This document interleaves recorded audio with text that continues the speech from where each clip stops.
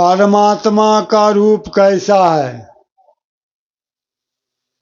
परमात्मा साकार है या कि निराकार है?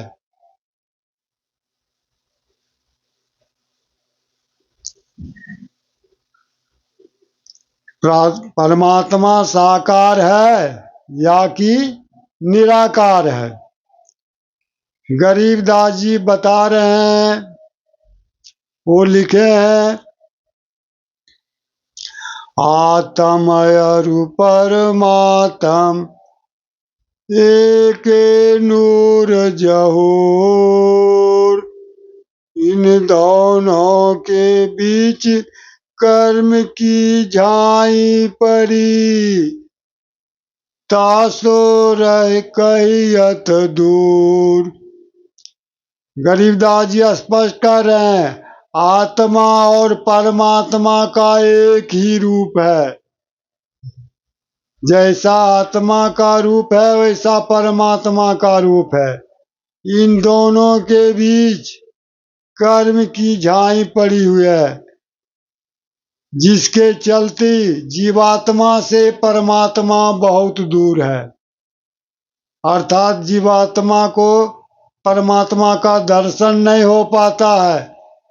गीता में स्पष्ट कृष्ण भगवान कहे, आत्म चिन्ह परमात्म चिन्हो, गीता मध्य कृष्ण कही देनो। पहले तुम आत्मा को चीनो। जब आत्मा को चीन जाओगे, परख कर लोगे, तो आत्मा के बीच सूक्ष्म रूप से परमात्मा वर्तमान है, तो स्वयं तुम परमात्मा को जान जाओगे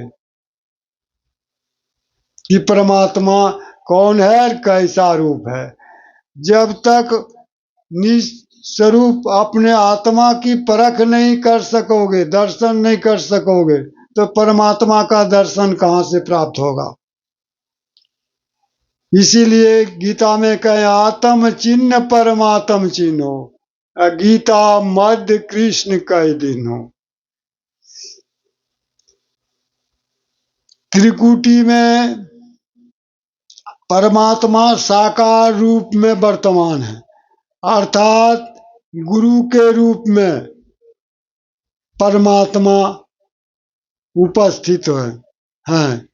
जब त्रिकुटी में ध्यान करेंगे तो परमात्मा परम अक्षर पुरुष गुरु के रूप में यानी साकार रूप में वर्तमान है।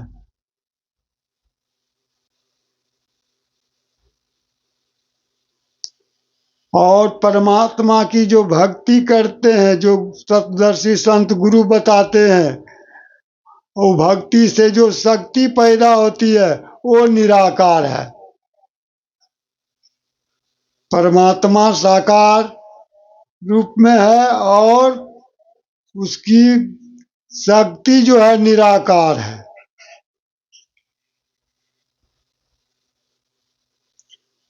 उसकी शक्ति निराकार है। जैसे उदाहरण गोस्वामी जी लिखे हैं, अगुण ही सगुण ही नहीं कछु भेदा, अगावै संत पुराण बुध वेदा, अगुण रूप अलख अजोई, अभगत प्रेम वस सगुण सोई। अगुण रूप अलख अजोई, अभगत प्रेम वस सगुण सोई। जो गुण रहित सगुण सोई कैसे, जल हिम उपल बिलग नहीं जैसे।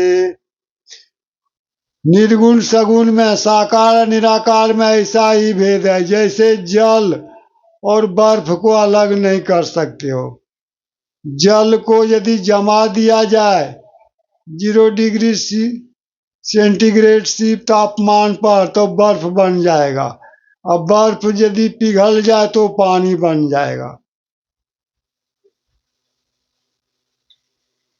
उसी तरह निर्गुण और सगुण में भेद है।